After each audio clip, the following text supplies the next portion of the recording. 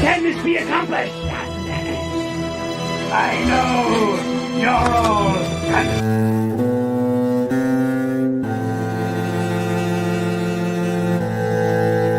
As a man, I'm flesh and blood. I can be ignored, I can be destroyed, but as a symbol,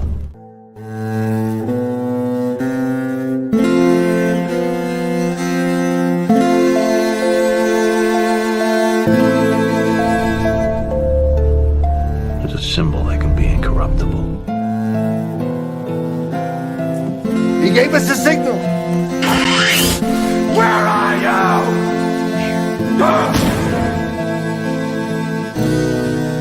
Something elemental, something terrifying. Hello and welcome back to the 4th episode of Cavecast. Today we will be discussing his beautiful toys, and that is his wonderful vehicles and his many, many gadgets. Did the toys make the man? No, but they're sure fun as hell to play with. And with me, I have my panelists. We have a couple other panelists who might be jumping in, but right now we have Drunken Emerald Arrow and Iron Oxide. How you doing this morning, gentlemen? Doing well. Thank you for being here. Oh yeah, doing pretty good. Been looking forward to this all week, man. Yeah, this is this is gonna be a fun one for sure. It's pretty early. Let's jump in the chat, see who joined us this morning. Doesn't seem to be popping quite yet, but we got Risk It for a Biscuit. I am Vengeance. I am the Knight. I am Miniature Batman. I got Emerald. Thanks for being here. He got Bird. We got the wife. What do? Got a little dad joke from the missus. What do you call when Batman skips church? A Christian Bale. All right. Got Jake Martin. Thanks for holding it down, brother. We got Warren of Bly. Thanks for coming in. And then Iron Oxide. We got you there. And so let's see what we have going on. So yeah, there are many famous gadgets and vehicles. Oh, there he is. Hi, buddy. We got Zach. Zach's gonna be drawing a picture. What do you got planned for us this morning, brother?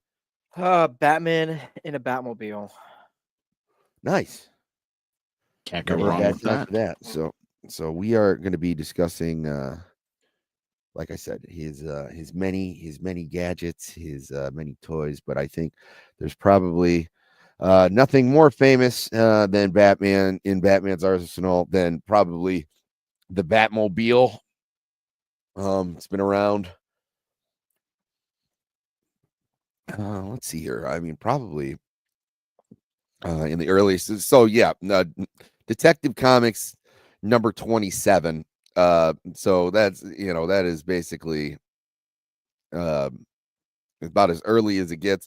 Although in its earliest iterations, it was nothing but a red car. It wasn't like the souped up vehicle that we have now. Now it is something more akin to what we see on screen here. I like obviously that it is something else for also for a while too. Had like Batman's head on the front of the yeah. We have a little picture on the wiki here that is it's always fun, but this is definitely which is something that is very campy, which I was very surprised that bled over into the Bronze Age from the Silver Age. Just this kind of yeah design here. But they can't all be winners. no, and there's been so many iterations of this ride. Does anybody have a favorite? Animated series. Yeah, it's a mix between the animated series and when it comes to live action anyway. It's the animated, and I like the the Michael Keaton, Tim Burton Batmobile. You know what's Yeah, weird? I that's was mine. The never '89 really. Batmobile is Yeah, awesome. You know what's weird? I was never really a fan of that one. really. Yeah, I don't know. I guess it was just too. And it's funny because he's a tactical kind of guy, but it just seemed too bulky. It had a lot of stuff on it, like had the thruster boosters that like pop out on the side. It kind of stuck out. Then you had like the fins. To me, just seemed too small for like the weird shape that it was. I don't know. It didn't seem to be aerodynamically sound. It Right. didn't look like it was able to make like those sharp turns. Like Well, with the tumbler in Batman Begins, like it didn't matter because like it had that grappling hook to help it make the turns, and it could and it was gonna mow over whatever was in the way of it. So that was but I don't know. I really tend to like it. It also has that light in the cockpit in case someone's looking too hard at Batman. Batman's chin to maybe piece together that it's Bruce Wayne. He has that little bat don't identify me light in but And yeah, that so, profile that the 89 has, where it almost looks like a face. If you look, Yeah. I mean, it has a very animalistic design, so it really looks living. So I think that's why that's one of my favorite. I gotta call the animated series the original run. So Yeah. the one that I just Yes. pulled up the I'll toy blur right from. back. That one definitely seems a little more aerodynamic. Yeah, it's got that classic like 40s sleekness to it. It also feels like it's still a car. Yes, I will admit that the '89 kind of feels like a lot of these do is like a bit of a vanity project. Or let's see here, what do you got? I mean, come on, look at that. If you bring my screen up, come on, you gotta like the design of this one. Yeah, I was gonna say there's so many of them. You got the Batman, you got the Bat door stopper right here. Yep. The 66 live action is another classic. Oh, absolutely. You can't deny. People are all right. The Tumblr, it actually took me a while to that one actually grow on me.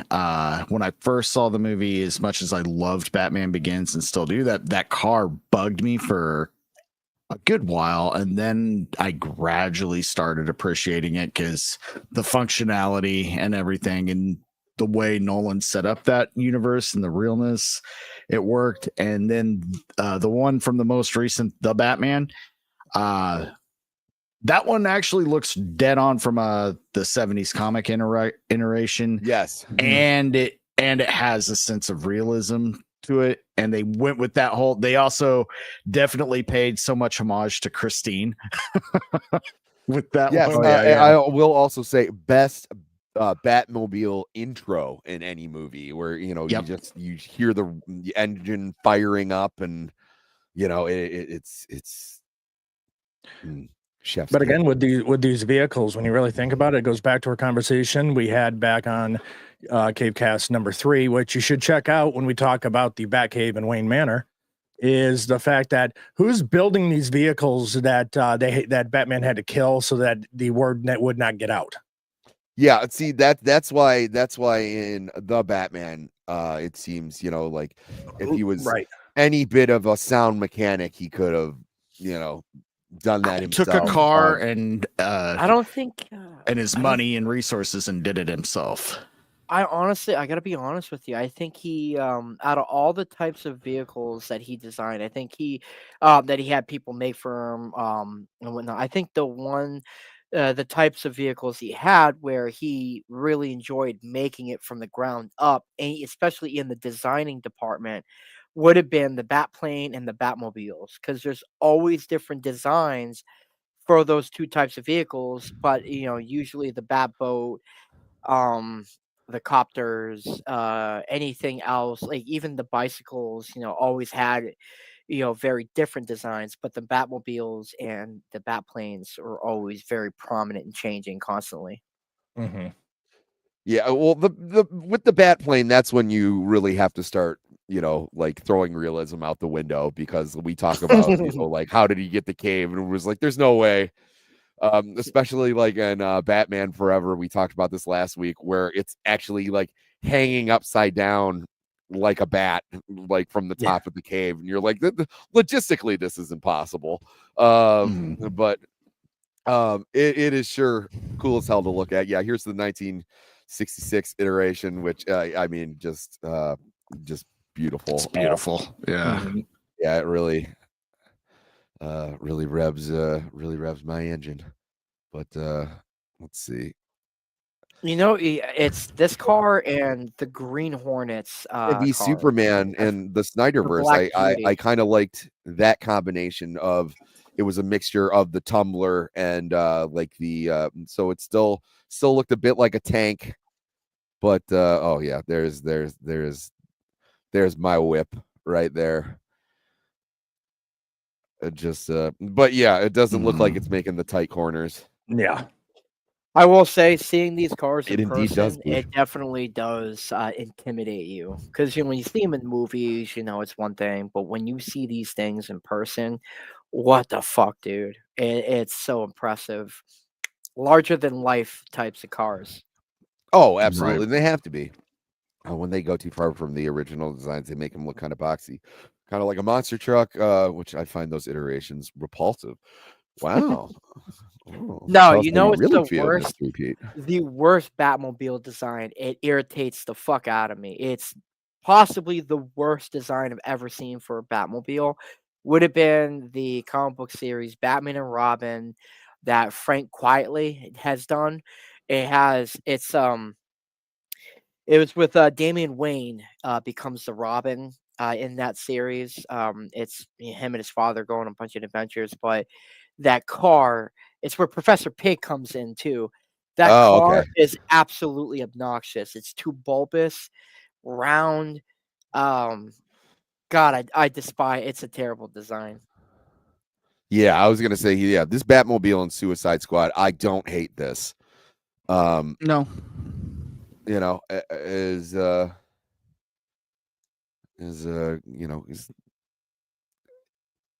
it works. But yeah, here we Definitely go. inspired by Arkham Origins. That probably the best thing about that movie is the car. I think it's the same with Batman and Robin as well. I think that Batmobile looks pretty good. I'm sure they have it on here somewhere. Well, there's the Batman Forever. I remember the Taco Bell giveaway where you could like win the that Batmobile or the or the Batman and Robin Batmobile, which is cool. So we can get into the specifics about all of these, because this happens to have like the engines, the wheelbase. So I mean, this might be fun to dive in this. I mean, we wouldn't do all this real world. Oh, here we go. This is a good one. Yeah, but I mean, this is gonna be fun. So so we got the specs. So we're looking at, what do we got here? It's an interesting image putting all of the in the Batcave. So we got the T-Rex back there that we talked about. Of course. But then you got gotta have that T-Rex. You got the different iterations kind of just all parked right next to each other. Yeah, I think that's from White Murphy. Knight. Yeah. Sean Murphy, That's cool to he's a see. fan of cars, dude. Oh my, Sean knows how to draw Racerhead cars. in the house.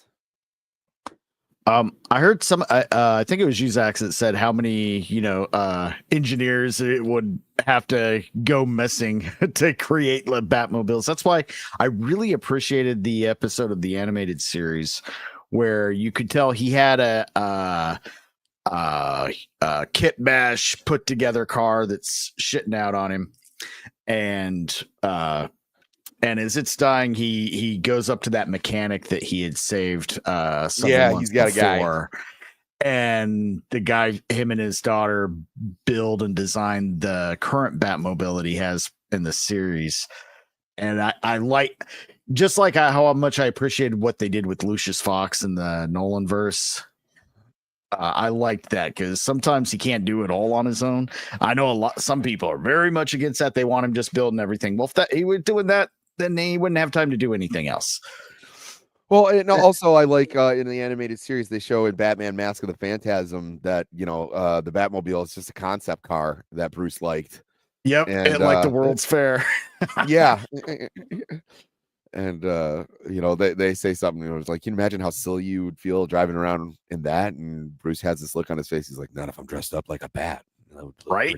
Awesome. Overall, I will say we're looking at future Batman anyway, going forward and stuff like that. It's less of a suspension of disbelief because we got 3D printing that's really starting to take over. Okay, 3D printing that starts to get into metal to metalworking in the 3D printing world and stuff. To actually, then you could just sit there, design it, print it off, and assemble it. So why not just do metal 3D printing? Yeah, that's what he's saying. Yeah. I thought you just meant regular 3D printing. Yeah, that's also one of like my favorite memes of all time, where they were making fun of like that the Don't Pirate DVD ads, and it was like, you wouldn't download a car, and then someone has a like 3D printer and like, oh, just you wait. Maybe not yet, not 1994, but give it some time. Yeah, I'll Johnny Cash that one piece at a time. I don't care. Let's see. So yes, the 66 was a Lincoln Futura concept car. Let's see the specs. So like curb weight was 2.5 tons. Length was 226 inches, width 90 inches, height 48 inches. Engine, so what was V8? Ford V8. I don't know what the okay, and this has like all like the list of gadgets that this Batmobile's gadgets included: nose-mounted aluminum cable cutter blade, a bat ray projector, an anti-theft device, which I'm sure in '66 was a big deal, a detectoscope, a bat scope, a bat eye switch, an antenna activator, a police band cut switch, automatic and tire inflation device, remote bat computer, radio linked to the main bat computer in the bat cave, the bat phone, emergency bat turn lever, anti-fire activator, bat smoke, bat photoscope, and many other bat gadgets. And that makes a lot of sense where half of these devices I don't even know what they do, but that was the campiness of the 66. Right. I remember there's a specific episode where Burgess Meredith's Penguin gasses Batman, and he's pretending to be knocked out, and at the end he's like, but I gassed you, and he's like, before we met I took my anti-penguin gas pills, and you're like, oh, okay. If that's I will never buy a vehicle that doesn't have at least a scope. I mean, yeah, if it does not have a detectoscope, then I'm not buying it. Yeah, what are we doing here? I want investment. heated seats and a detectoscope, Right. I ain't doing it. Yeah, Jake's got the idea. A bat cigarette lighter, bat ball massager, bat heated seats. Let's see. I wonder if they cold nights in Gotham, you want those heated seats. Actually, yeah, I'm not gonna go. That's a good idea because it's always cold and rainy in Gotham. Yep. Yeah. It's never. Trying to see if they have like top speeds. No, nothing really. Nope.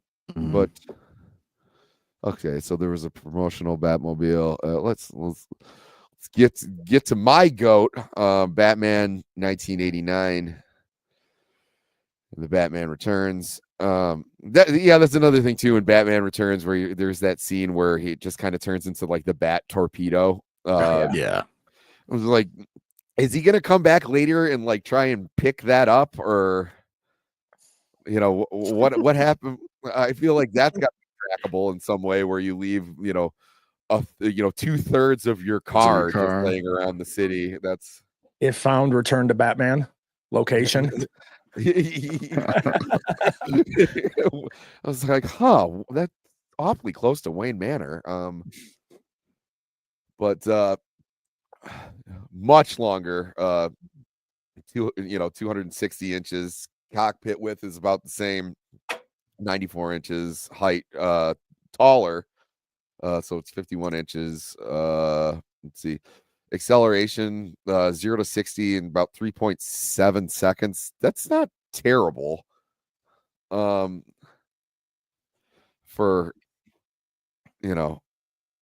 a car with all that crap on it. Yeah. So I mean, it gets down. Then maximum speed 330 miles an hour with jet booster. Maximum turn speed 45 miles per hour. Maximum jump distance 7,270 feet. Engine horsepower 10,000. Fuel octane 97 special. Gasoline paraffin mixture. Yeah, this vehicle specifically didn't have a regular standard engine. It literally is just a jet. It's just a jet car. Yeah, it is not it is this I'm assuming this is not street legal. This is but it's fine because he's a vigilante. But no, it's actually fun to see. And also, sorry, I clicked on it. Jake, Rick, good morning. Thank you for showing up. Zaxy Poo, thank you for stopping in. But it's nice to see that even though that they're in these films that like they actually do kick a little ass. It's not just for the film. Let's features. Spherical bombs that could be deployed that can blow up a chemical warehouse. An afterburner. The afterburner is sweet. Two M1919 Browning machine guns are and hidden under flaps.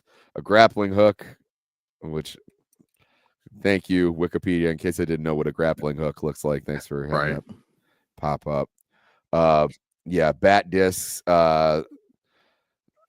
So it had a it had a CD recorder. And it has a CD recorder in your vehicle back in 92. No one did. State of the art. Yeah. Self-diagnostic system. Let's see. Refer to the Bat missile, which we talked about. Probably my favorite is the ceramic fractal armor when Batman goes shields. Mm-hmm. That is an excellent look. An awesome it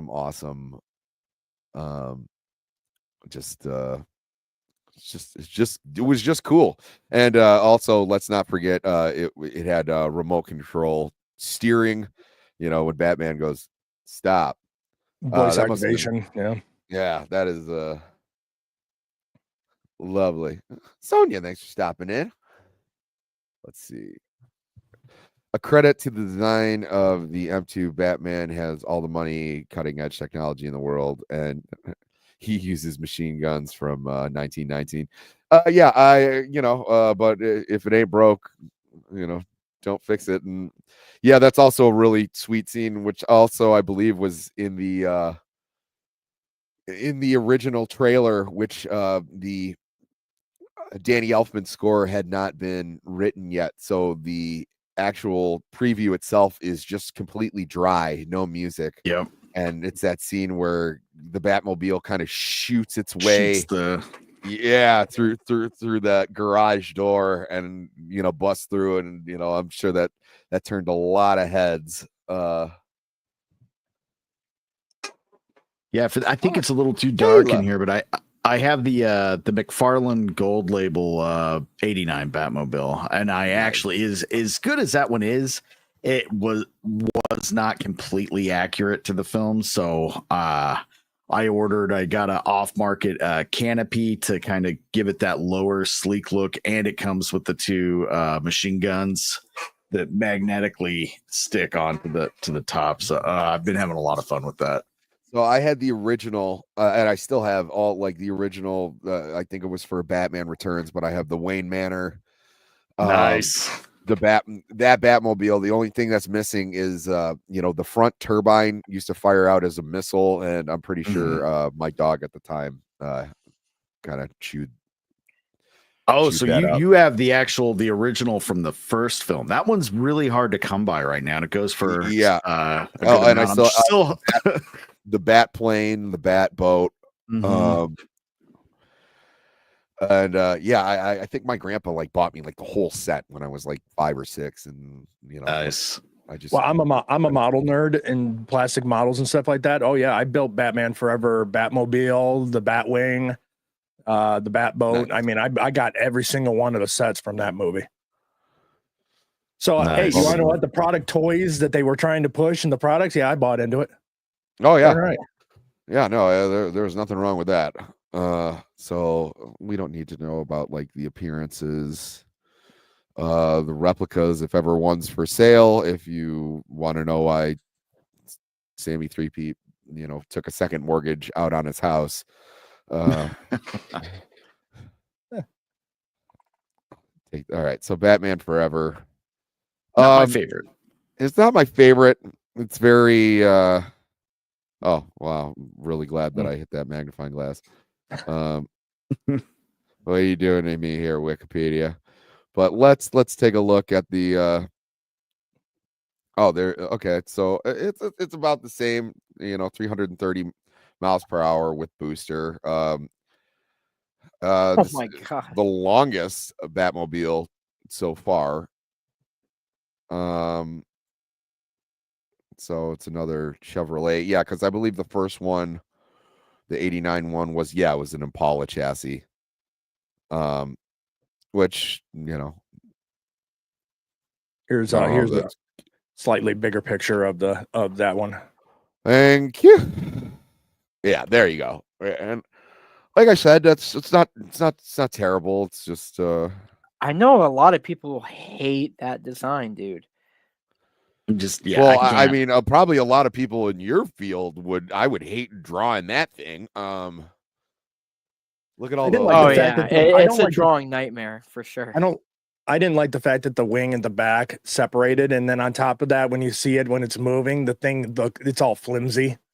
Yeah, I always hated the ground effects and the lights on it, where I was like, that doesn't feel very Batman to me. But also, there's neon lights all throughout this movie. You have whole gangs running around where it was like, well, we can't commit crimes unless there's a black light in the area, right? The black light gang.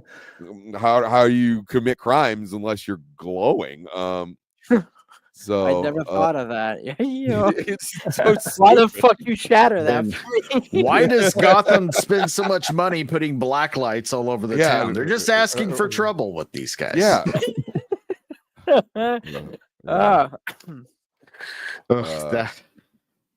But let's see. So nothing. Let's see if it has any features. Yeah, it has the fenders, the jet exhaust, that V shape. The roof then could open into a V shape. That would not a fan of that. No. Now, it took Geiger forever was chosen to design the Batmobile in the early stages of production. And everything that he submitted looked like a certain body part and kept getting turned down. It's like, well, what? You hired the guy who's known for that. That's all he does. I love Geiger's art, but they even say it right here. Schumacher's crew was unable to understand how they could construct a functional version. So it was like, oh, you don't like the bat penis design? Right. No, this one's supposed to be a little bit more child oriented because we want another. We have that deal with McDonald's, and we're gonna put out those banger glass cups that some people still have, and I still have mine. And let me tell you something, orange juice just tastes better. out of those Batman mugs. Well, they definitely had to make a product that was definitely going to be playing a little bit better, especially with McDonald's, because if anyone knows what happened there, what got Burton kicked off the film was the fact of what happened with Batman Returns and McDonald's. Let's see. What says a kid's movie better than a phallic shaped car? Come on. Yeah, absolutely. Got to line the street with Fago vending machines, and so all the juggalos can commit crimes and stay hydrated. Someone say juggalo? No, they said, well, if anyone would be down to clown, it would be Gotham City. Let's see, Batman and Robin. Wow, this has like a very short explanation. It was like it was in the Batman and Robin movie. Yeah, it existed. It existed. It was a thing. It happened. Wow, this one by a large margin is a huge. So 396, so 33 feet. 3 feet. The 6 flame columns formed a V-shaped output. So it's been Chevy all along. So 230 on the open road, 350 on the with the afterburner thrust. So this is the slowest, but it's also the biggest so far. Prototype wheels. Let's see. Any gadgets or no, it's mostly the design. All right, now we're gonna get into. Well, it was also the first live action where it was a single seater. Yeah, and it also had light up hubcaps, which again when you're flying under the radar, might as well take the Cholo route, right? And just the cockpit was completely open, so he's just sitting there exposed, driving. That's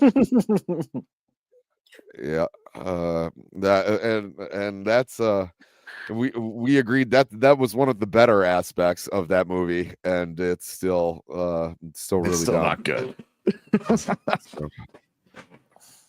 All right, so here we go. I mean, if anyone couldn't tell, the Tumbler was inspired by Frank Miller's Batman in The Dark Knight Returns. It is a tank, a monster.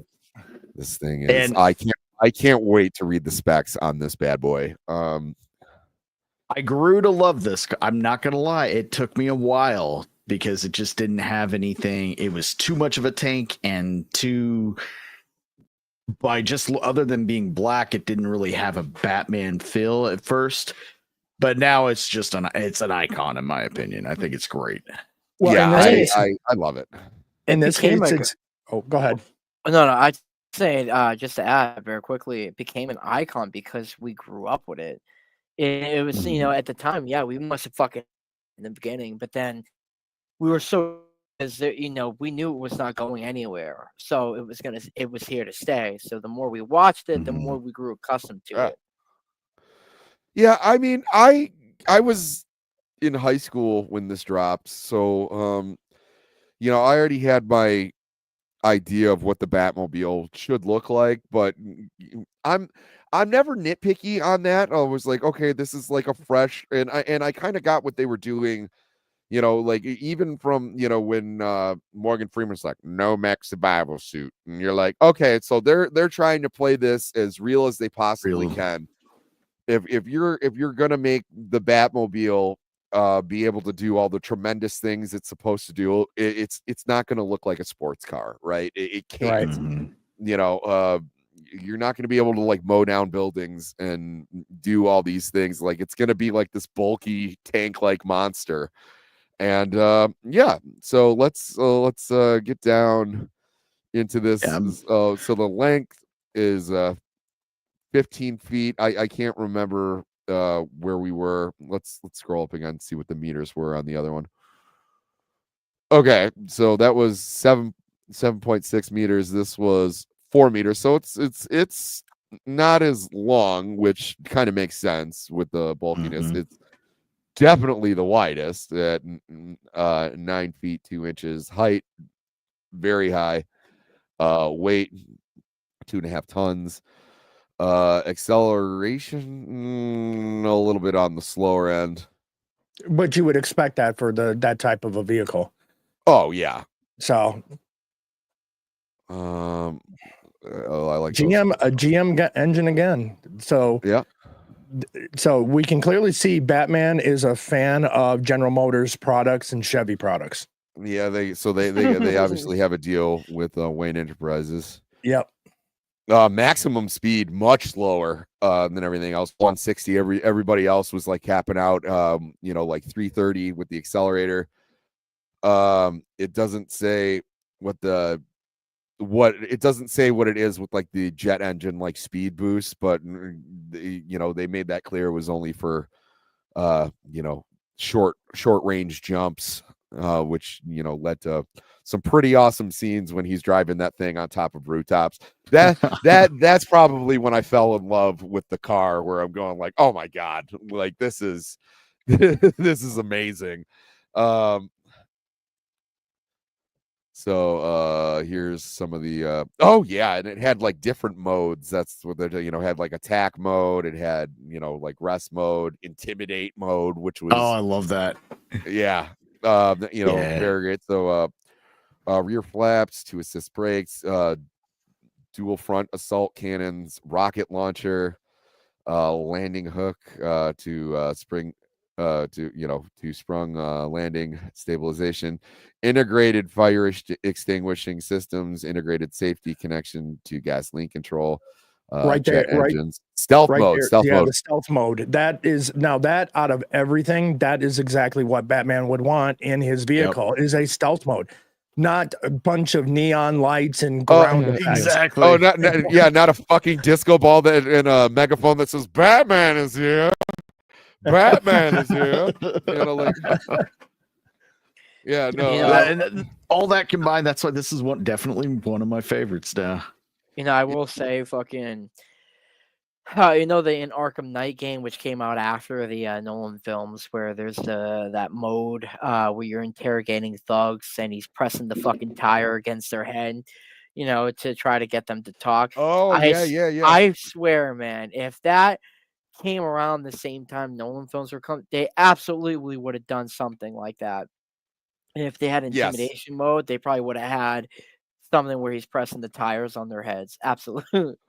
Where is and he? then let's Where's not Bane? forget the Bat Pod, which the tumbler is damaged enough. It's basically a safety ejection system, and it turns into this awesome motorcycle that can has 360 wheel range. But yeah, so that is It's a better design than the Bat Torpedo. 100%. Definitely. And that scene was just so much better when you just see the car doing some shit and he just launches out of it. But at the same time, I'd finally developed a massive love for that car. And that was like the most impactful death in The Dark Knight was when he loses the Batmobile. Like, no. Yeah, I know. I like the Bat Pod. I want the car back.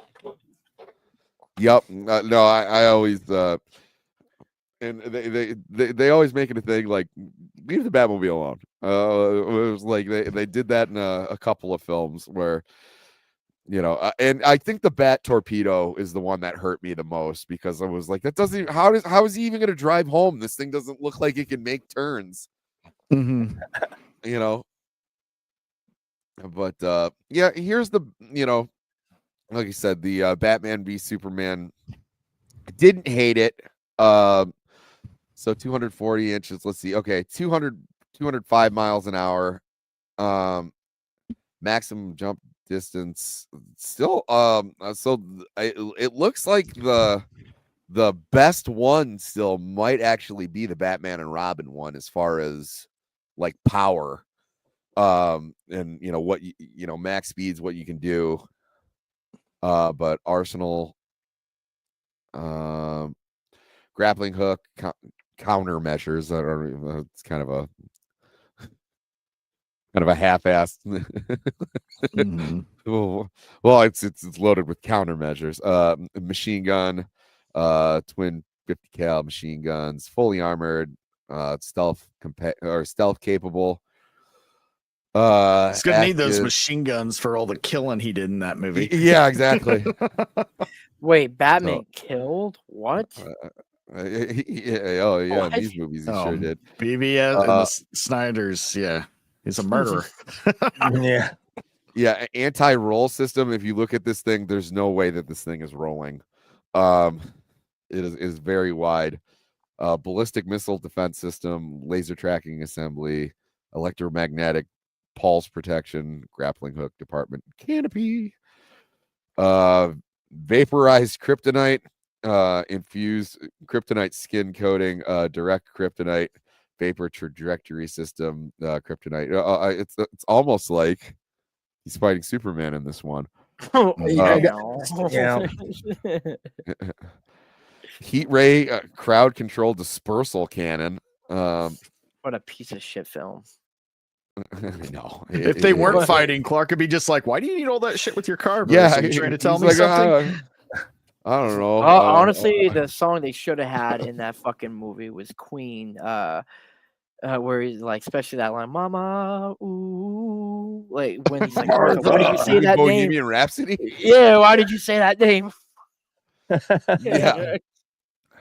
I still think that how that came to fruition was just Zack Snyder was like, after he got done playing Wonderwall on acoustic, and he's like smoking a joint with his friends, and he's like, it's gonna make him, it's gonna make Batman stop like beating the shit out of Superman, and he's gonna say Martha, and like all of his like bro friends are like, "Oh my god, dude, They have the same name, bro. Oh, I never even thought of it.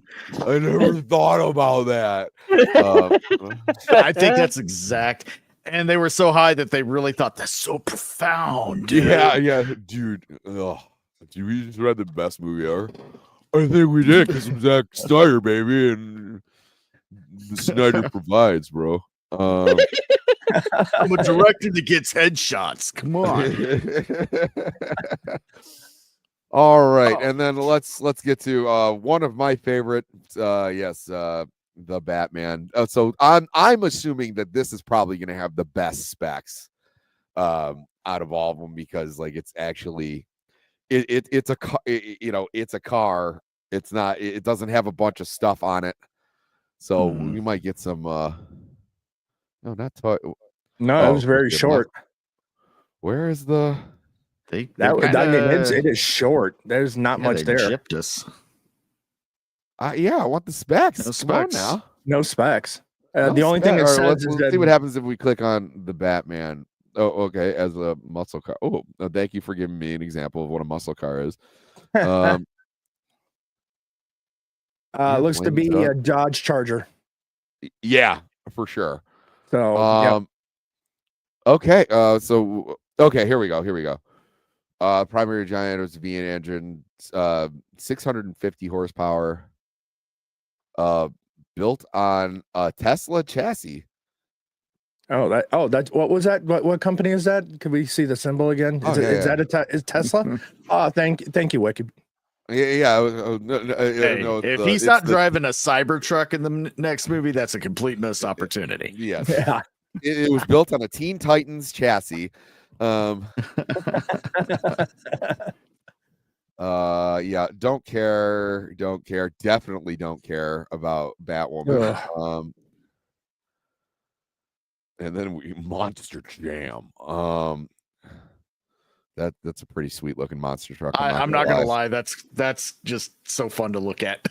Yeah, I was gonna say, by the way, this is probably what Frank Miller wanted in The Dark Knight Rises, correct?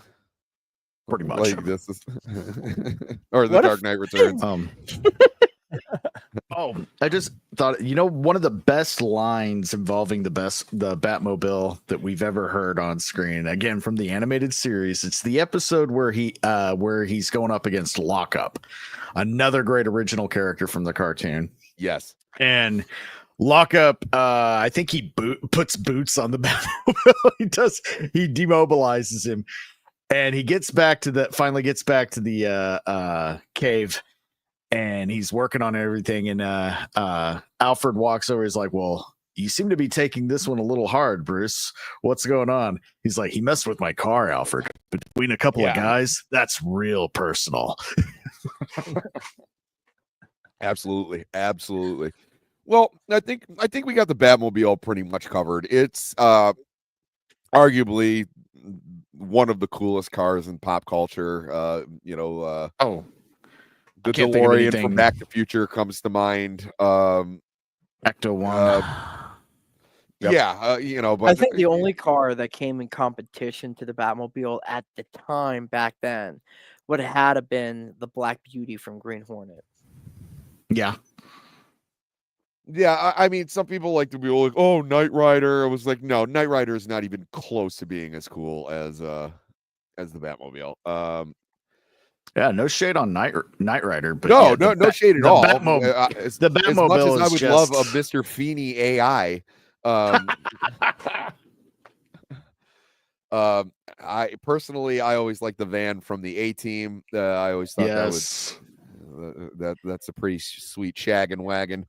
Maybe the Scooby-Doo Mystery Gang. Okay. All right, the Mystery Machine for sure. I'm not just saying that just to joke around. I was like, maybe, like, I agree. And if ever you've seen like live action adaptations of it, it looks sweet.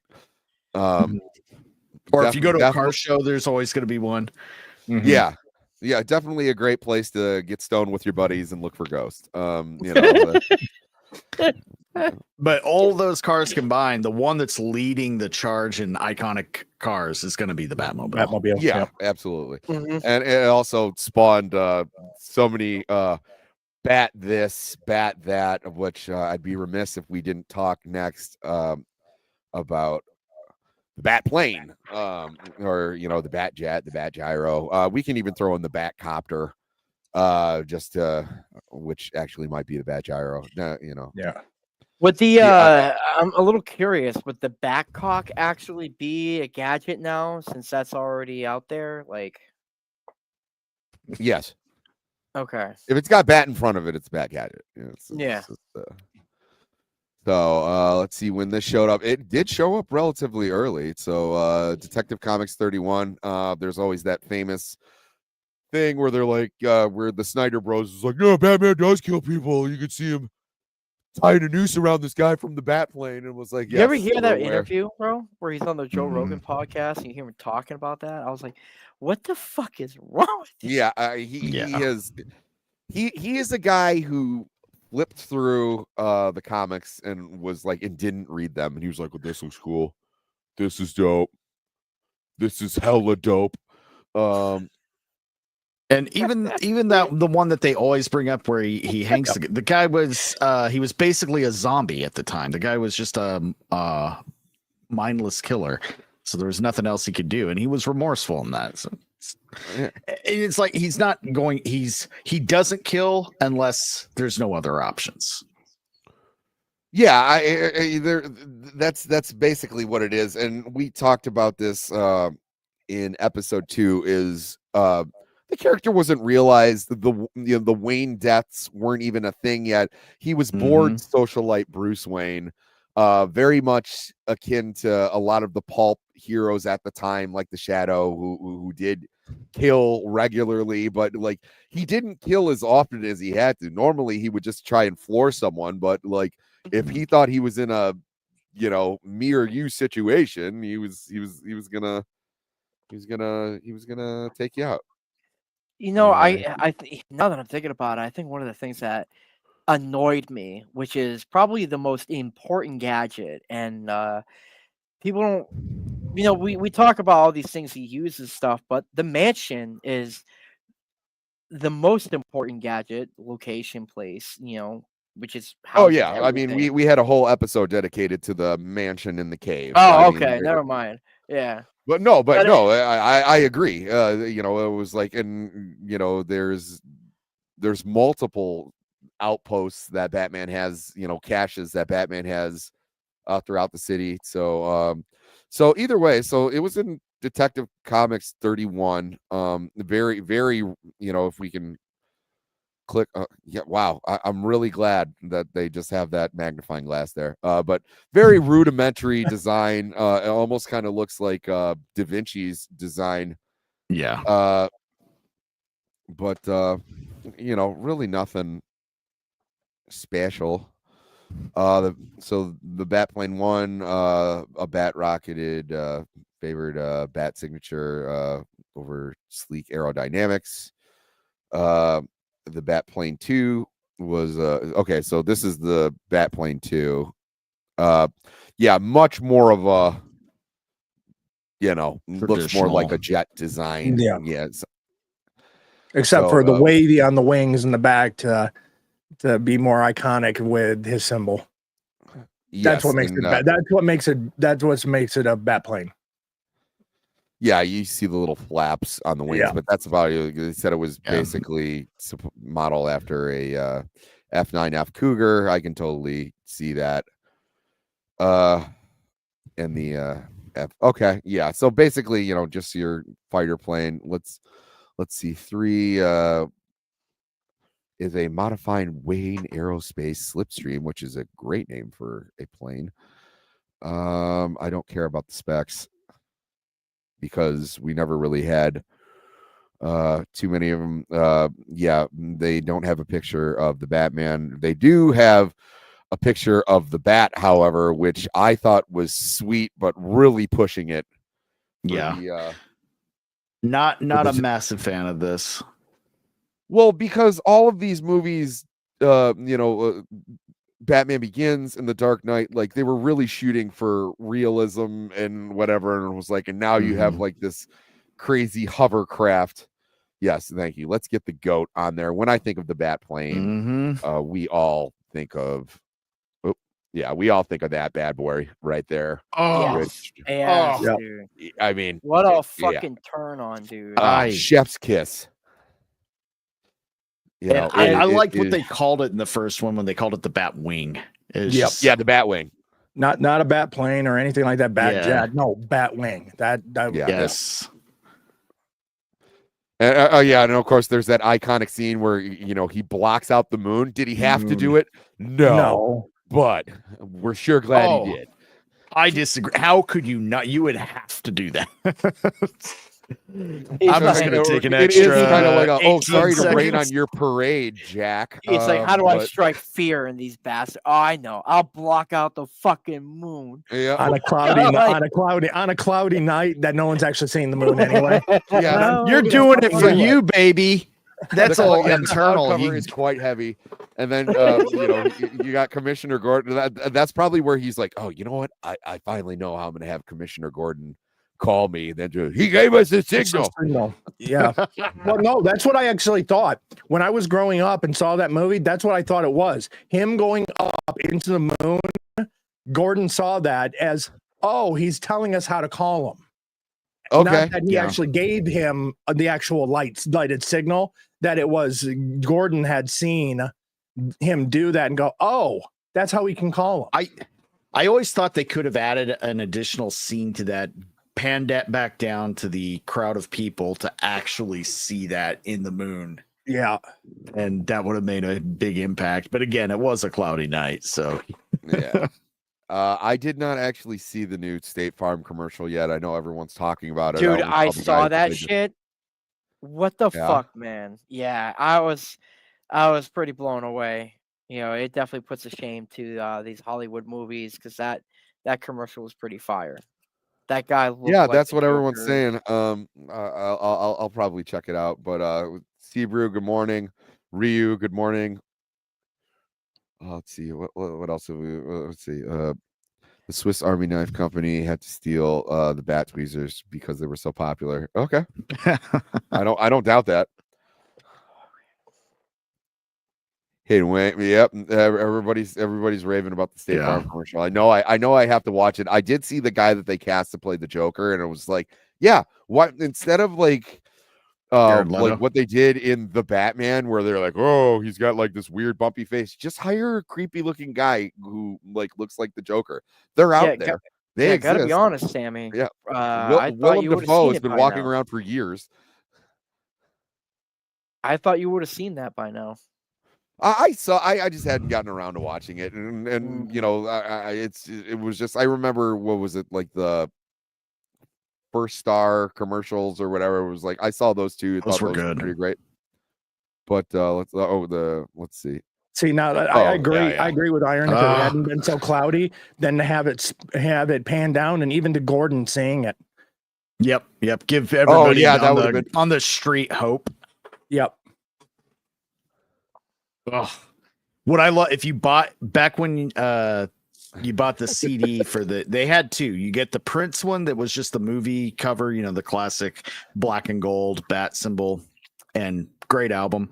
But if you got the Danny Elfman score, that was the cover. What you just I was just listening to it. That was actually my first CD was the Prince one, and I remember my parents yelling at my uncle. I'm like, "You bought him a Prince album?" He's like, "It was Batman.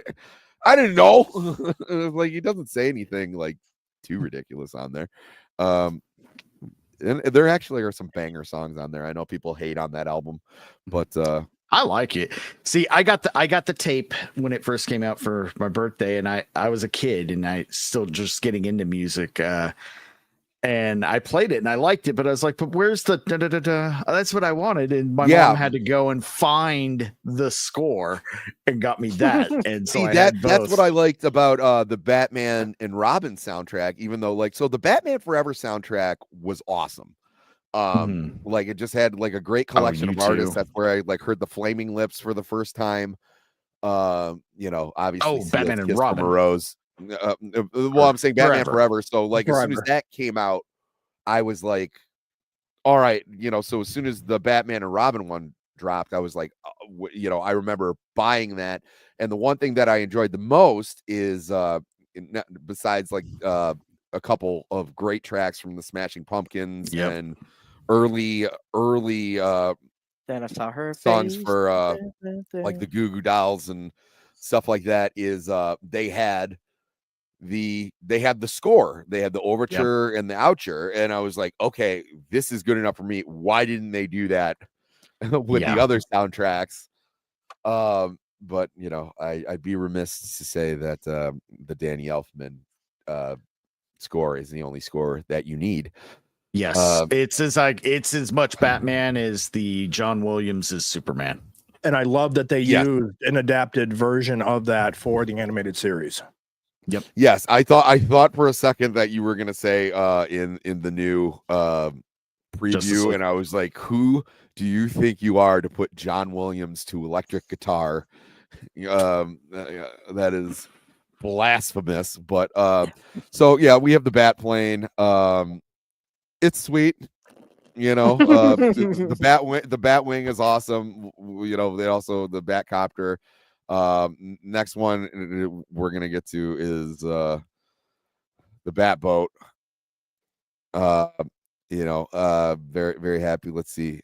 So also very early appearance, Batman number 5. Damn, they were really going for the fucking gadgets in the beginning. What the hell? Oh yeah, the gadgets have been prevalent. We're talking about the vehicles right now. We're about as soon as it's even earlier than that. Well, if you go down the second under background, it goes first appearance of the Batboat was actually debuted in April 1946 in Detective Comics. Oh, you went past it.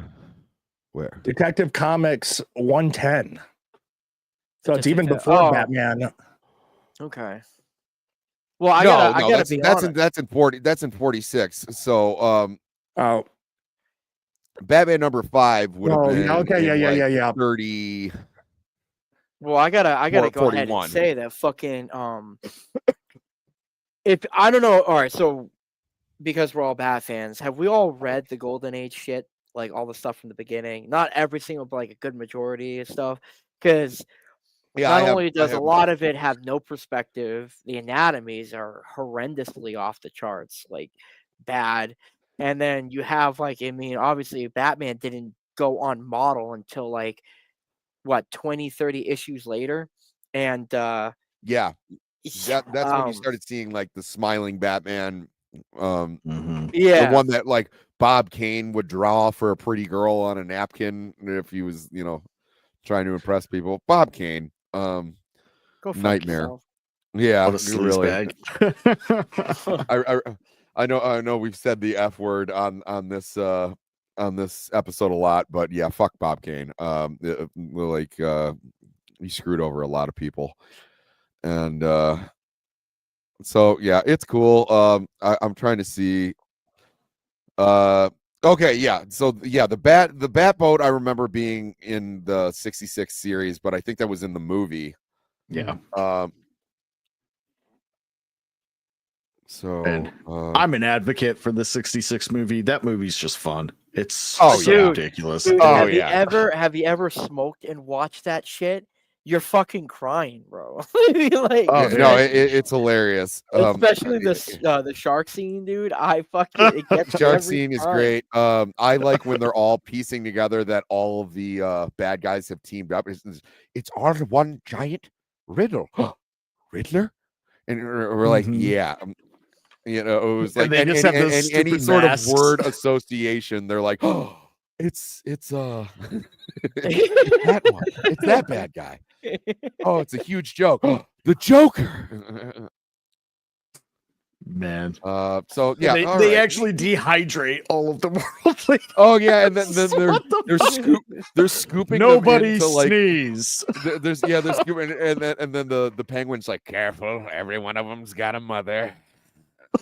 I gotta watch that again. Even the episode. So there, all right. There's one scene. It gets me. It gets me rolling. Is where it's a Riddler episode where the Riddler is doing something with the museum, and Batman and Robin, they get to the door. They're chasing the Riddler, so he goes inside. He obviously locks the door. So Batman and Robin, they get to the door, and Robin's like, "Holy smokes, Batman! The door is locked. How do we get in?" And mind you, there's glass windows in this door. And then Batman's like, "Duh, like I don't know, Robin." And then Robin looks up and he's like, "Batman, look, there's a window open on the third floor." And he's like, "Great smokes, Robin. You got a good eye." So they spend like a minute. Yeah, and then they spend a minute climbing up, and then where does Riddler hide in all the place? He hides in a sarcophagus. I'm like, oh, you know what? Yeah, I know which one you're talking about. Yes, dude. It's all right. Well, great. I think we've got the vehicles covered. Or what were you going to say? Oh, two things. One, 66 Batman wouldn't break windows because that's against the law. That's vandalism. He doesn't do that. Yeah. And number two, he has to climb up. Exactly. And he has to climb up a roof because how else is he going to say hi to all of his celebrity camos as he's making his way up the... Oh, yeah. No, Muhammad Ali, what are you doing here? Like, hey, Batman, you want to worship the devil? Right. And like, maybe later, Sammy Davis Jr.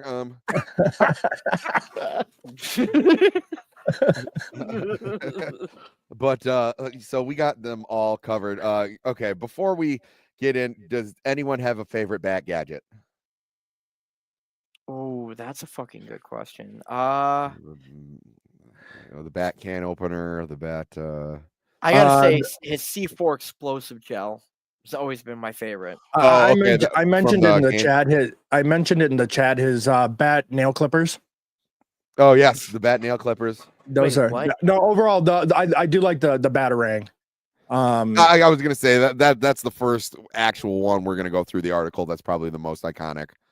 The grappler hit the grappling gun. Yeah, absolutely. The grappling gun's the greatest. And there's so many great iterations. I didn't know what to call this one, and I clipped the video. It's the Batman shoot electric rope around you gun from Batman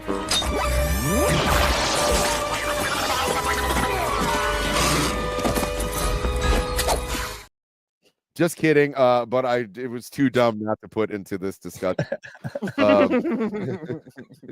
Although, like as a kid, like seeing that movie in I don't know first or third grade with my grandpa, just going like, "Hey, he's using gadgets. This is sweet." This is that's how it was with those early Burton and Schumacher moments where there was always like some moments that shine through that kind of felt like Batman. You're like, all right, now we're getting into it. But then it would be overshadowed by a bunch of other nonsense. But yes, the probably the most iconic of Batman's. Actually, we'll go with this one. Probably, I would say this is the most iconic in Batman's arsenal. Is the utility belt is probably the most important. It's been around forever. Yeah, so it's been around since his first appearance. And it's just filled with gadgets. So let's see. Okay. Oh wow, it actually expanded to a point where I can read it. It's this is basically a diagram of what they thought in the at the comics at the time. I don't know when this picture was. Dude, will you relax with the borders here?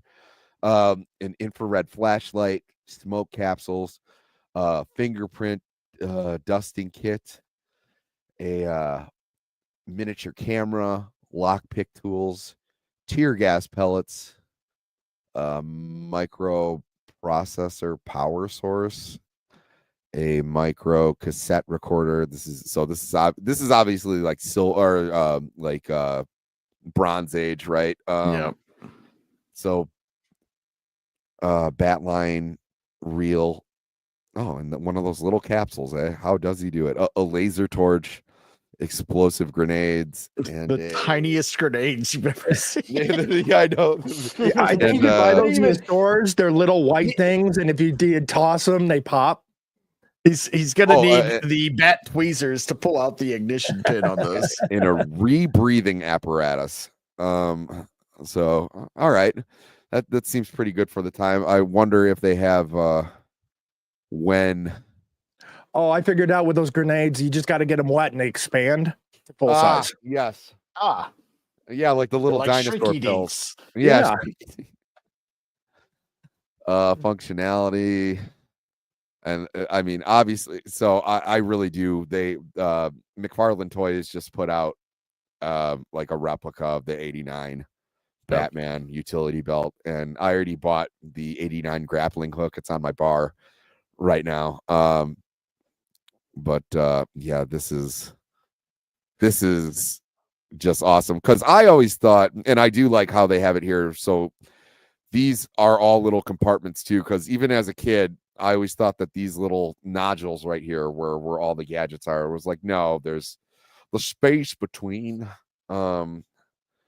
So these got a little. This looks like it's like first aid kind of stuff right there. Which, yeah, if I was Batman in those movies, you'd want to like keep those in the front, because he's getting his shit kicked out of him in a lot of those movies. Bat cuffs is something. Crime scene recorder, an acrylic torch. The Batmobile wireless control, which looks so cool on the toy. Mr. Monkey, thanks for dropping in. The bat signal counts, but I mean, we kind of talked about, definitely. The Bat America Express card, yes, it's good till forever. I didn't make that joke. The movie did. Yep. Yes, the rebreather does seem to be something that's been on here quite a bit.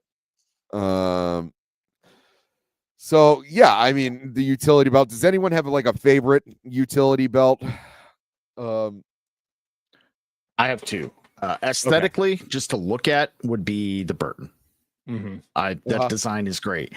Functionality and purpose, which you're going to find that functionality and purpose is always going to go to the Nolan films, because that one, it worked along with the grappling hook. That's how he would latch the wire to a mechanism in the front of the belt that would then hoist him up. So it made sense. It was basically a grappling hook with a harness that he converted into the belt. Yeah, I always thought that too. Like, you're gonna like knock your shoulder out of its socket, having that. So it did make a lot more sense having like that little gyro mechanism in the front. I also like the Batman like Noel look, where it's the military pouches. I think that's a great look. But so we got contents, we got batarangs, which we will definitely get into. Bat darts, bat bolos, bat sun gun, smoke bombs, gas capsules. I don't know what the difference between gas capsules and smoke bombs would be. Smoke, it says in the description, but more or less, it's your gas is to knock out gas or something like that, where smoke is for essentially escape and stealth. Okay. Right. All right. And then we got tear gas pellets that would come in handy. Tools for maneuverability, an acrylic torch, a bat heater, bat light, a line launcher, bat rope, which the bat rope has been, so even before the bat gun, Batman used to carry around a silk rope, a handkerchief, which came in handy in a lot of the early episodes where like, oh, this tube is filling with gas, and he's like, well, I'll just take this silk rope and tie it on the end of the hose, putting the gas, and apparently that'll buy me enough time. Or yeah, if the room was filling with poisonous gas, he would hand it to whoever he's trying to protect. You're like, here's the hanky. Yep. I do want to see when I'm going to click on the bat grapple gun. I want to see when the bat grapple gun actually made its way. So Tim Burton was looks like the first time, because yeah, even in the Bronze Age comics, he's throwing that batarang around, or the bat grapple around. He's so throwing it all the way up to the roof somehow. Yeah. The early Silken predecessors were the silken cord with batarangs. Imagine how pissed off Tim Burton must have been, being an actual comic fan, wanting to stay as true as he could in his version of the character that he wanted to, bring to the screen. And these studios are like, yeah, go fuck yourself. We want to sell some toys. You're gonna do this.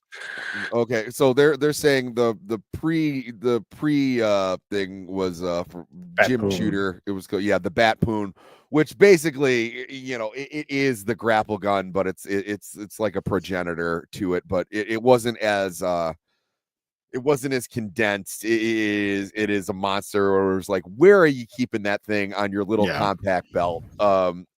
And also, if you got a rough landing, you're gonna have like this giant, like pronged harpoon in your back. But still cool. But so the grapple gun, as we know it, was actually for the Tim Burton verse. So that's cool to know. Wasn't the Batpoon Vicky Vale?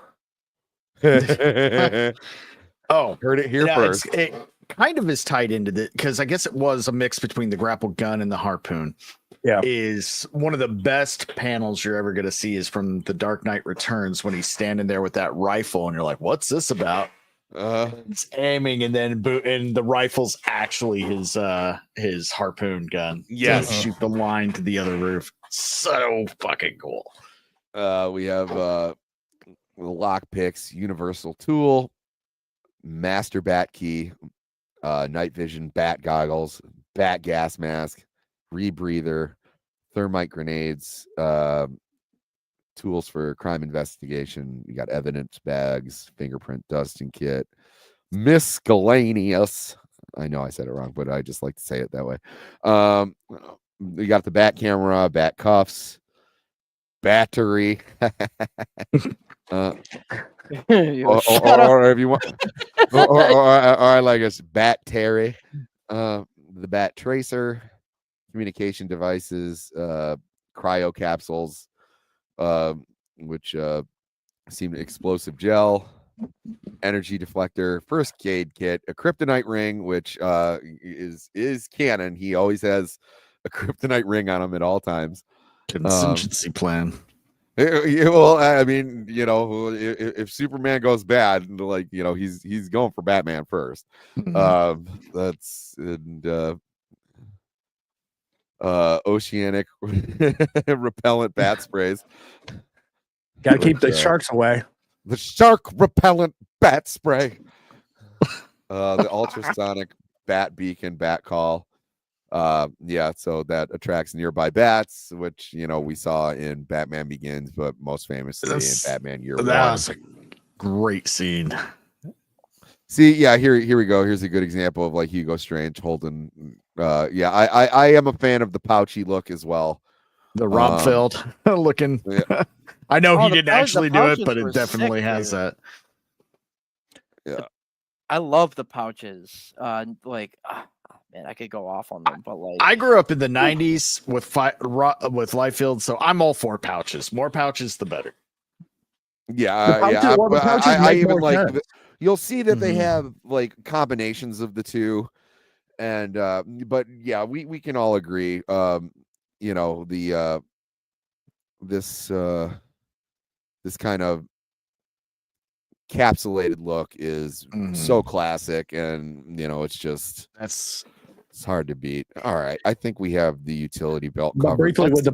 briefly with the pouches and stuff like that, compared to the other utility belt that we saw, that other utility belt looks too rigid, where at least with pouches, it's a lot more flexible for movement.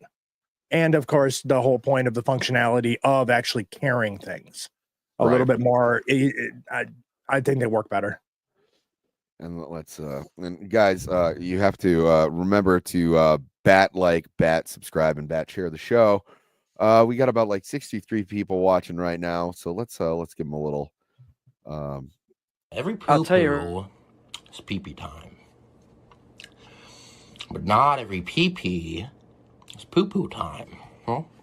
You ever think about that one, Mr. Batman? Huh?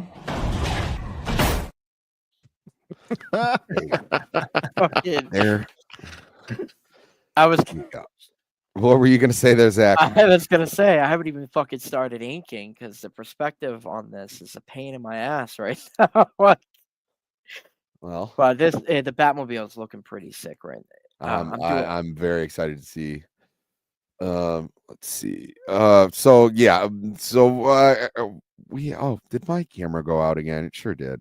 Let's change that. I don't know why it always wants to be like that. But I'm sure there's some update that I'm missing. Which maybe I'll do right after the show, but we still got some time here. Let's move on to what this is when I think Batman's gadgets. Although I'll say probably the utility belt's probably the most important. What he keeps in the utility belt, probably the most iconic of his gadgets, is of course the Batarang. And it is I mean, so Detective Comics 31 so that would put it in 39. So I mean, basically from his conception, he always kind of had these. He uses them quite frequently, if not in order to stop people. Thanks. Yeah, we did. Probably one that's evolved the most over time. Yeah, probably besides like the grapple gun. This is definitely, even this. I mean, it started as a solid object in some iterations, like they're foldable. I've seen other iterations where they kind of like grow, like you see them kind of start off really small and he hits like a little button and it's kind of like spring loaded. Yeah. So multiple uses. It's used to like deflect gunfire, distraction, immobilization, cutting people. Sometimes I know in the Dark Knight Returns he put like 3 in between his fingers and gave himself like some brass knuckles, which is a good look. But so actually I just read this story. So it first appeared in Detective Comics 31, which was September of 39. In the story, Batman versus the Vampire Batman threw the first Batarang at the monk and miss, and then later in the story the Batarang helped him knock out the chandelier and escape from the villain's trap. So it was the earliest iterations were scalloped metal boomerangs used to attack opponents, which quickly threw back to the thrower. Yeah, because now they're kind of more like shuriken throwaway items, but before, like, yeah, he would Right. hold his hand out and it would fly right back to him.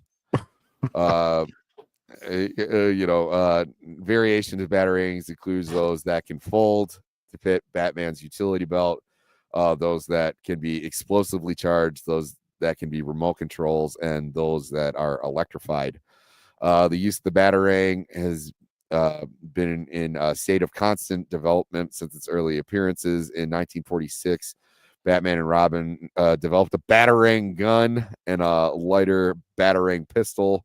In 47, a story in 1957, a story called The 100 Batarangs of Batman, which is very 1950s, just even by the title.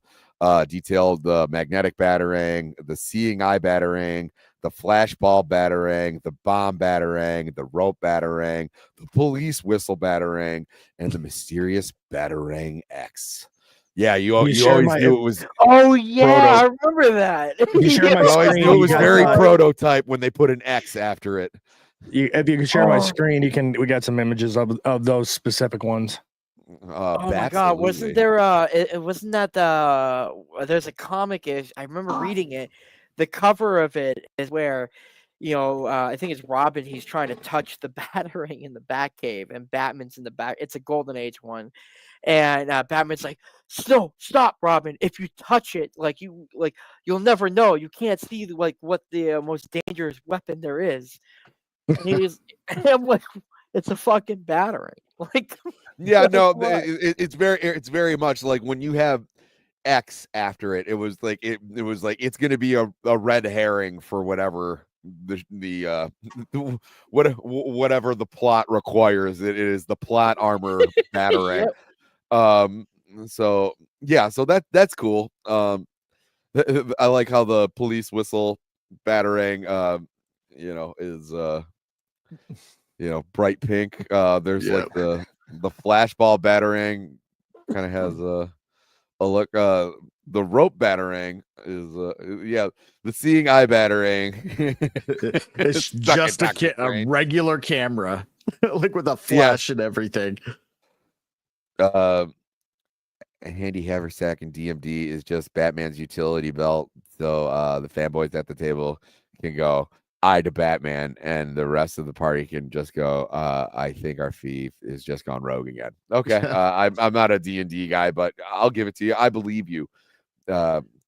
Trusted friend of the channel, prophetic, apathetic. Thank you for that. So let's get back into the batarangs. Did we just? Oh, you clicked out, which is good. I can pull it back up. No, but I'm saying since the box is shifted, I almost removed you from the chat instead of. Which quick fix, but you didn't do anything wrong.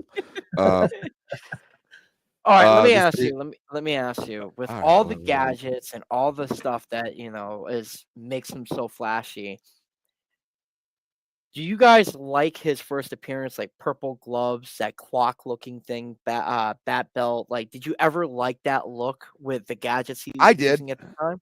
Because that's actually one of my favorite iterations of Batman. I like it because it does. Besides, maybe when you get into like and I've said this many times, I love. Even though it's not functional, I love a lot of Kelly Jones's art, cover art for Shadow of the Bat, where he's got those crazy long ears and he looks like a demon.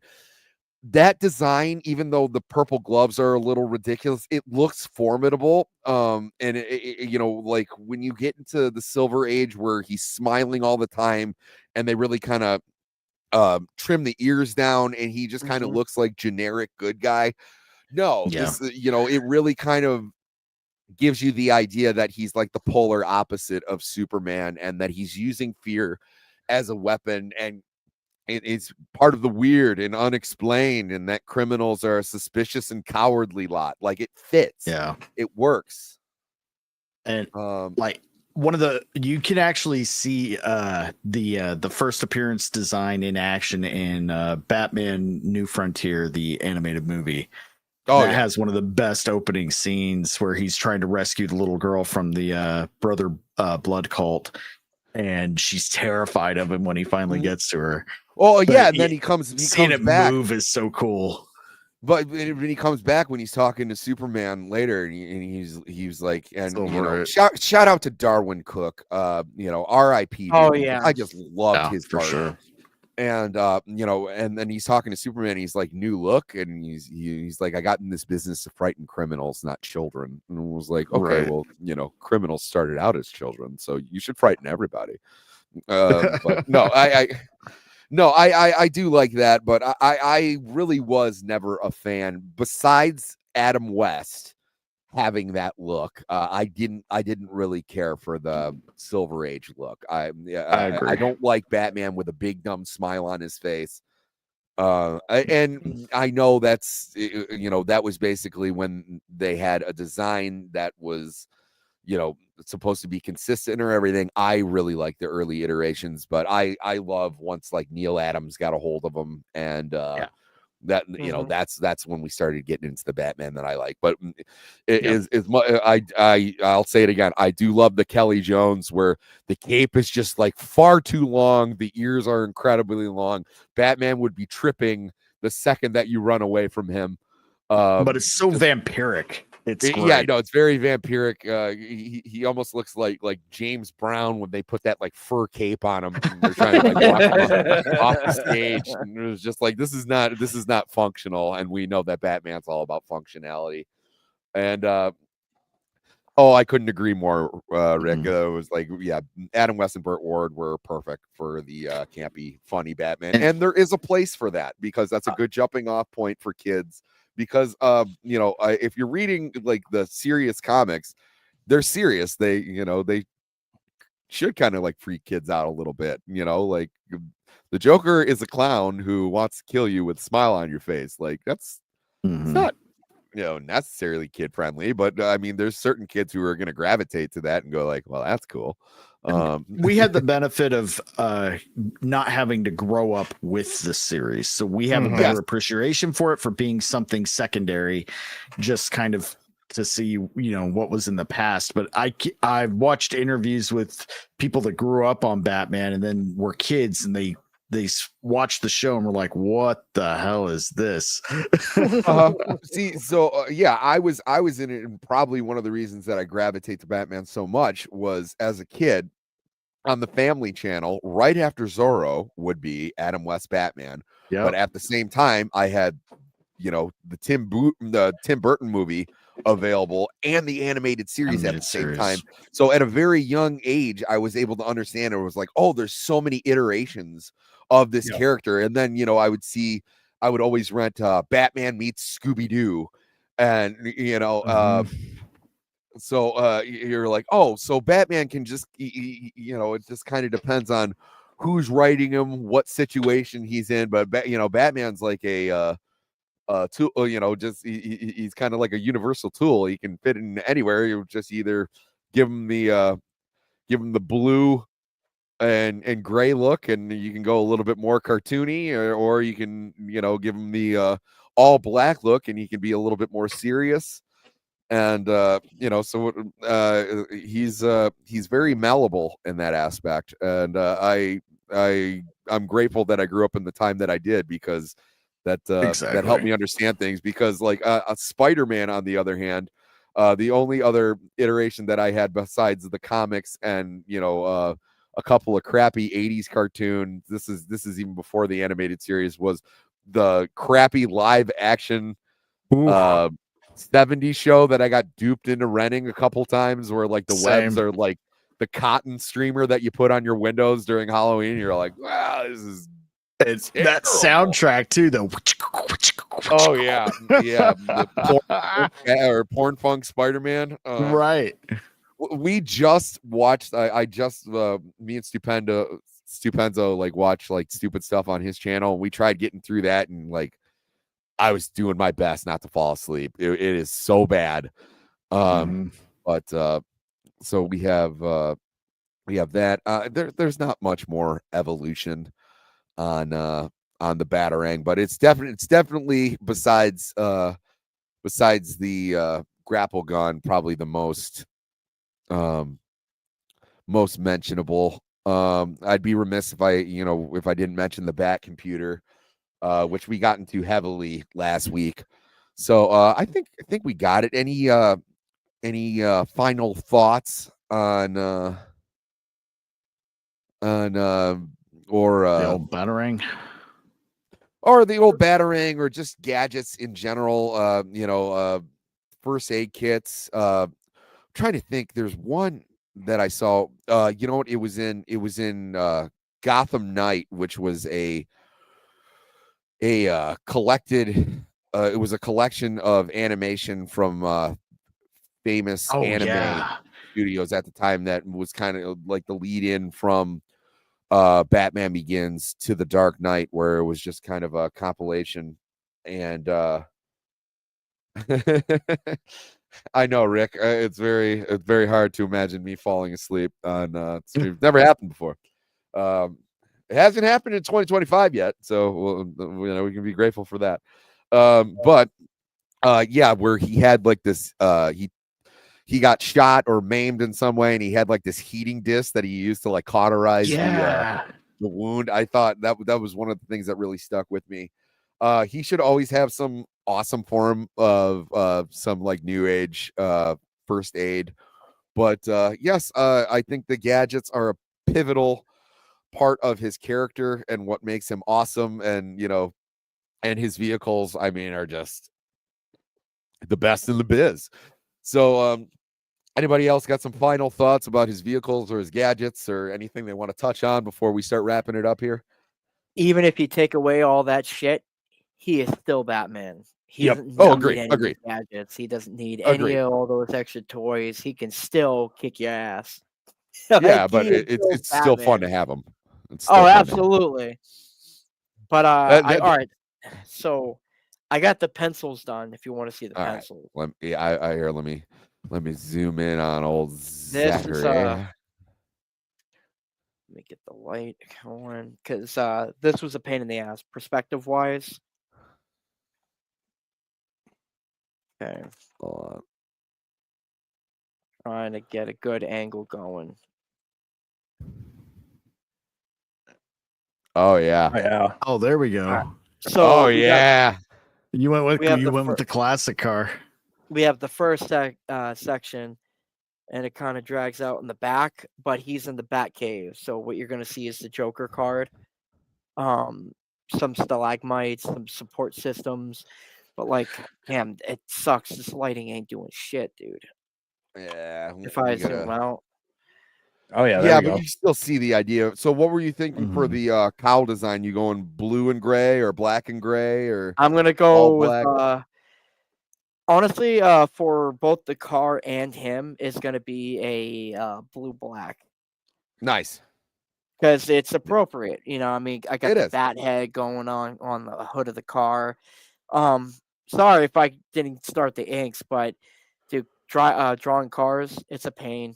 Yeah, we were talking about that actually when discussing the cars. I envy no one who actually has to draw that, but I mean, in the amount of time, I mean, we've only been going for an hour and a half. That's incredibly impressive, dude. Yep. Like, so let's get here. Like I said, anyone else have any final thoughts? What's going on with my camera here? The cowl I want to get is I'd like to get a replica of the '89 Batman Batarang to put up on the shelf. I got to look for sure. Well, You mean doesn't like- Tom hold on. McFarlane make a lot of those? someone's Yeah, he already got does. one. I like I said, I have the bat. I have the bat grapple gun, which does fold out and it does fire. And the best part is there is a little button on there where it will retract the grapple back. So there was a good like 3 days there where I was just kind of like sitting at my desk, making coworkers jump, because like it has a pretty loud pop when you let it go. And they're like, "Will you say?" Yep, that's. Now, these are Nika, which I would advise Oh yeah, getting that's over Nika. the. It's not McLaren. It's not McLaren. Oh yeah, the Harlem. Batarang. Oh yeah, I have to get that. Yep. Daddy Likey. I was just going to say the Alright. cowl itself is kind of a gadget in its own, especially Oh, as it absolutely. developed over time. He had night vision, infrared, The Sonic. the hearing. Communication with Alfred, communication with Gabe. In the games we had kind of like he had those crazy lenses Yes, where that's detective exactly mode what I was going to bring up. They really utilized that so he could do some of the crime scene detection that both in the Arkham games and in the Telltale games, they really utilized the cowl very well. That's all I have to add. Sparkle. Hey. And then the anti don't look under the cowl shock you device. Oh yeah. Which is amazing. Emerald, how about you? Now it's still for me. It's just the Batarang. That Batarang, even the iterations. I didn't quite like the Batman Returns Batarang putting the digital in there. I think that went a little overboard. But no, that 89 Batman Batarang and its use. You didn't like the Tiger electronic toy looking Batarang that had pre-programmed scenarios of where henchmen might be standing.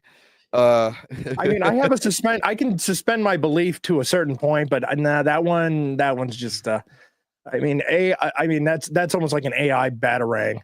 Oh, I know exactly where to go. Yeah. And with the Batarang, the foiled by more. a poodle. Right.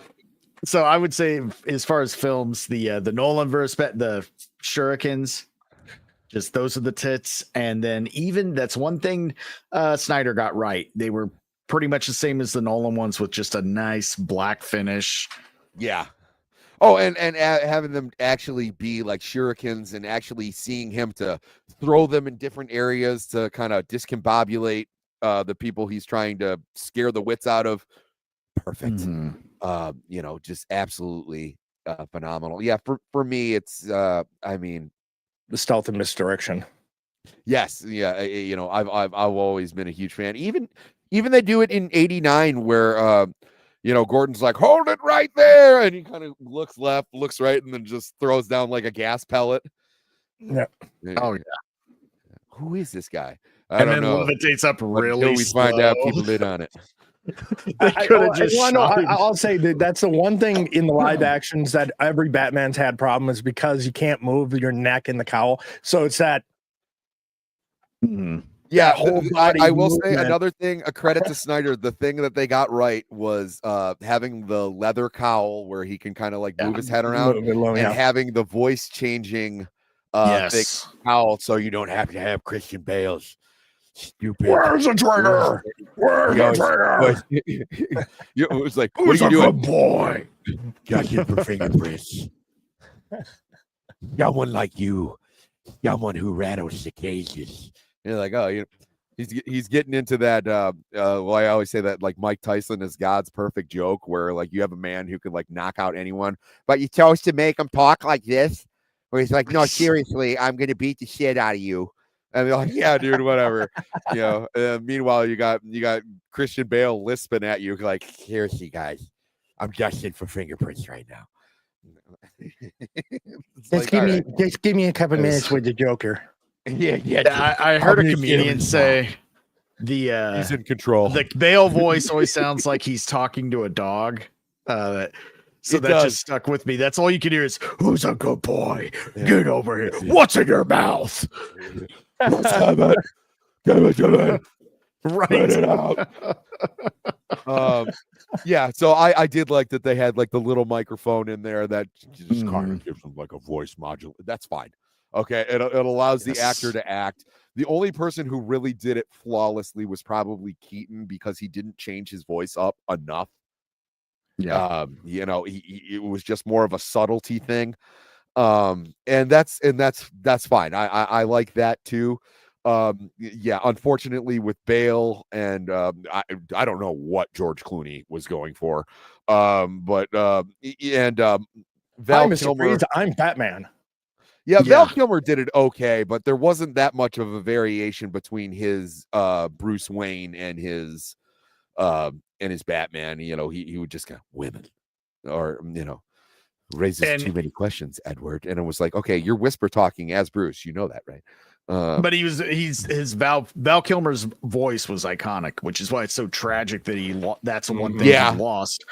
So when they were getting Val Kilmer, I think they knew Batman with the Val Kilmer voice. I think and that he's works, he's criminally underrated as Batman. I Oh. really do. Yeah, he just didn't have great material to work with. That's No, the only thing. I could just see the first time he puts it on. He's like, "Are there nipples on my batsuit?" I mean, if I they can't made bend my Batman neck. Begins in the 90s and that was young Val Kilmer, holy crap. Yeah. Oh yeah. I mean, it was just whatever. Haters gonna hate. Hashtag haters gonna hate.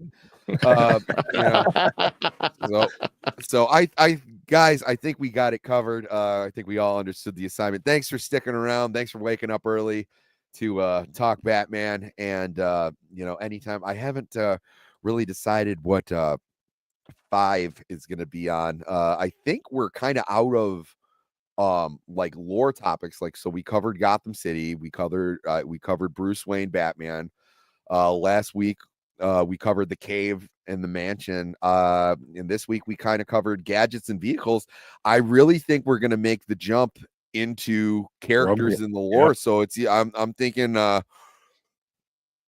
it's either gonna be a combo of Alfred and Commissioner Gordon, because I don't think we can talk The father about figures. them for an hour, more than an hour each. But I also don't think I don't think they merit a standalone episode, but they obviously merit some sort of discussion. And then that's a after great that, combination. I really think we're going to start getting into Robin, which might be a 2-part discussion because there's so many of them. And then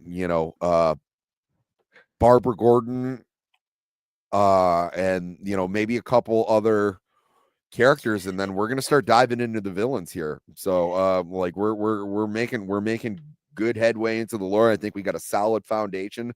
So I'll keep you guys in the loop on what we're gonna be exploring next, but it's probably gonna be one of those two things. I definitely want to get Commissioner Gordon and Alfred done before we start getting into the villains or Robin, but I can't think of if I'm missing anybody. I mean, we talked about Lucius Fox. I don't think he really merits anything. We gave him a solid 15 minutes when we kind of talked about him. Like he's the gadget dude. Who's the doctor who always takes care of Bruce when oh boy, what's her name?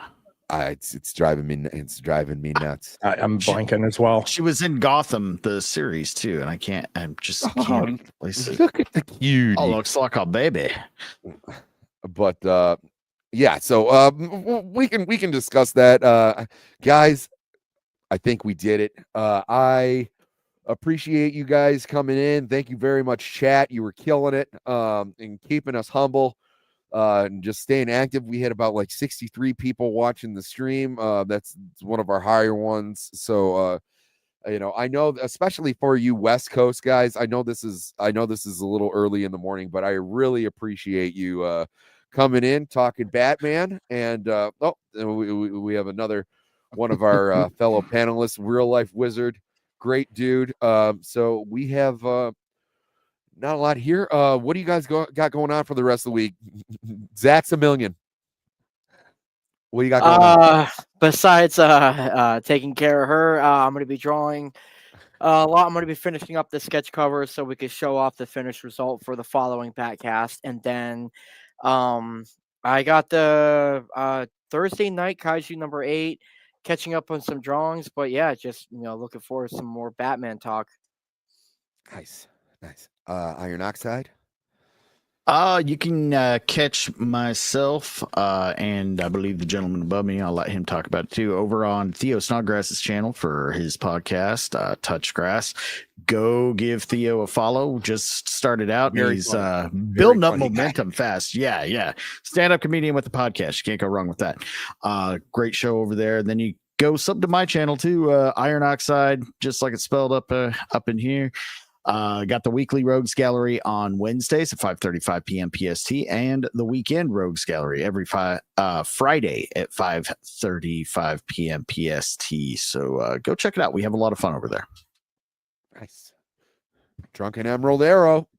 As Iron said, we got Touching Grass with Theo Snodgrass over on his channel in about 45 minutes. Then on Tuesday, I have Nerds Covering the News. That is at 5:30 PST over on my channel, as well as insert title here, which is on Friday nights at 9:30 PST. Nice. I myself, Quickly becoming one of the wildest shows. Yeah. On the Dude, it is That is a a- blast. whoa. Last night, yeah, that one. Wow, I was having so much fun. I forgot we were live, and Emerald had to Those do were a the little best. editing, and I've been apologizing profusely ever since. Nice. I myself, I'm in a band called Staggerly. If you click on my Twitter, we got a link. We just it'll link you to a bunch of different ways to buy it, including iTunes. You can stream it on Spotify. It's the Stags session number 3. You'll see on the cover is my buddy Anthony. He passed away last year, but he was a roadie. Basically, he just kind of got high and moved our music equipment around. But we dedicated the album to him. If you guys would take a look at that. But we actually have a show tonight in Hamtramck, so any of you guys in the Detroit area want to stop by, please stop by. And otherwise, I have my news show, In Other News, with Sammy Threepeat, and that's every Sunday night at 9 p.m. EST. I believe my guests tomorrow will be Hayden Wayne and Jedi Brooks and Cinevere, and then we got a couple regulars who might be bopping in and out. Leon will probably show up, and of course my co-host, the Eclectic Goat. By the way, congratulations to her. She does live on a farm, and one of her goats just did have a baby goat. So we're very happy that the Three-Peat family is growing.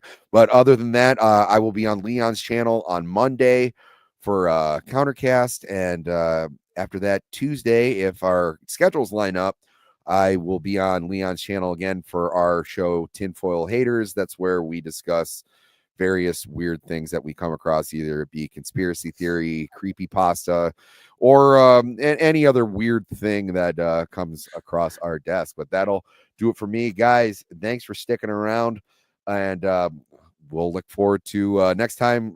Check us out. All of my panelists, their Twitter are in the description, and just keep an eye out on my Twitter. I'll be sure to tell everybody what the subject will be for next week's show, but I assure you it'll be one you don't want to miss. And like I said, we're getting into dangerously close territory to starting to get into deep dive character discussions about the Rogues Gallery and things like that. So see you guys next week. Take it easy. Have a good. Come on. Yes, Batman, clad in the somber costume which has struck terror to the heart of many a swaggering denizen of the underworld. Bob? Gun.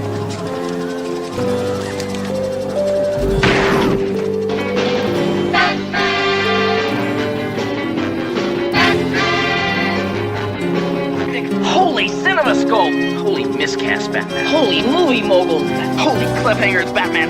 Holy suborbit Batman! It's raining down there! Big history! Holy catastrophes Batman! Holy bullseye Batman! Holy stereo! Listen to this! Holy armadillos! Holy Krypton! Holy trampoline! Holy fork in the road! Holy Titanic Batman! Holy Houdini! Holy funny bone the Joker! Holy chutzpah! Holy precision!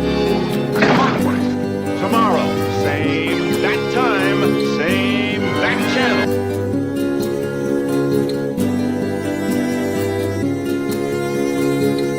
The monster who took you from me will soon learn that revenge is a dish best served cold.